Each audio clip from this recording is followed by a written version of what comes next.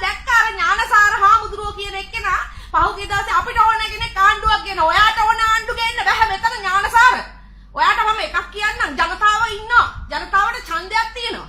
ඒ ඡන්දය ඉදිරිපත් කරන්න ඔයාට ඕන ආණ්ඩු මෙතන හදන්න බෑ. ඔයාට ඕන කෙනෙක් ඉන්නවනම් ඔයා ඩීල් දාන්න කවුරු හරි දේශපාලඥයෙක් ඉන්නවනම් ඔයා ඇත්තකට ඉල්ලා ගන්න. මෙතන ඔයාට කරන්න පුළුවන් හාමුදුරුවමක් විදිහට රටේ සමකාමීත්වය මේ ඇති කරන එක. රටේ කැරලි ගහන එක නෙමෙයි. මොකද කැරලි ගහන්න පෘතුගීසිවත් ලන්දේසිවත් මුස්ලිම්වත් නෙමෙයි අපේ රටේ ජනාධිපති. යකෝ සිංහලයෙක් ඉන්නේ ජනාධිපති.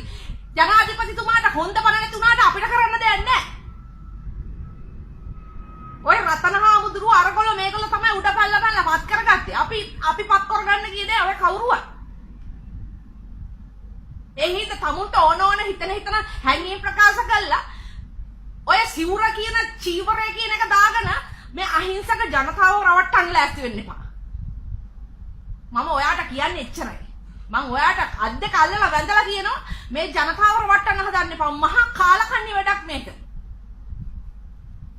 මේ ජනතාව නොකා නොබී පාගමන් වලට සහභාගී වෙලා ඒ මිනිස්සු මොනවාද බලාපොරොත්තු වෙන්නේ? මේ මිනිස්සු එන්නේ බලාපොරොත්තු වෙන අවංකම හැංගීම. මේ මිනිස්සුන්ට තියෙන භීතිය සංකා වේදනාව නිසා මේ මිනිස්සු එන්නේ.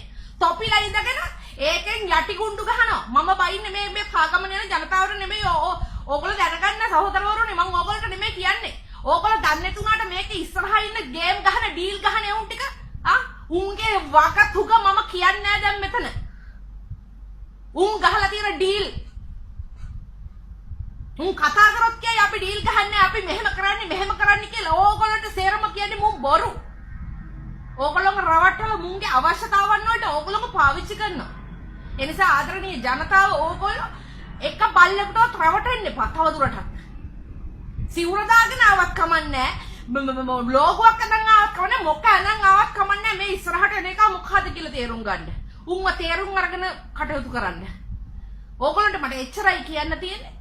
මේ වෙලාවේ මම පොලිසියට හමුදාවට ආරක්ෂක අංශ වලට කියනවා මේ රටේ කිසිම මිනිසෙකුට කිසිම ආපදාවක්වත් කිසිම බෝම්බ පිපිරීමක්වත් කිසිම දෙයක් වෙන්නේ නැති වෙන මේ රට තුල ආරක්ෂාව තර කරලා ඉවරලා මේ සාමය දැන් ජනාධිපතිතුමාගේ අතේ තියෙන මන් දන්නේ නැහැ ඔබතුමාට නම් මම කතා කරන්නේ නැහැ මොකද මට ඒ තරම් කලකිරීමක් ඇති වෙලා තියෙන්නේ.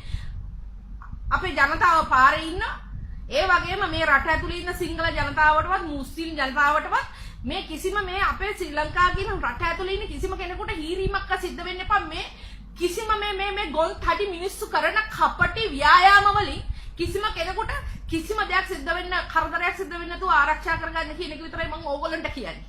මම ඕගොල්ලන්ට කියන්නේ ඒකයි. මොකද මට හරිම මේ මිනිස්සු දැන් උනේ වෙන දෙයක්.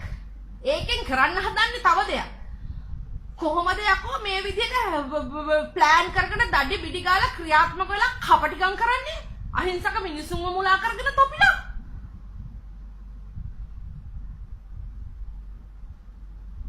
කොහොමද මේක කරන්නේ? ඔහොම කරනකොට රටක් දියුණු වෙයිද? රටේ ඉන්න අහිංසක ජනතාව ඔළුවක් උස්සයිද?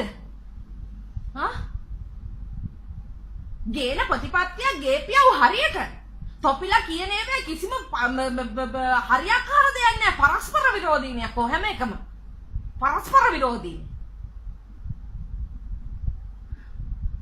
හැම එකම පරස්පර විරෝධී.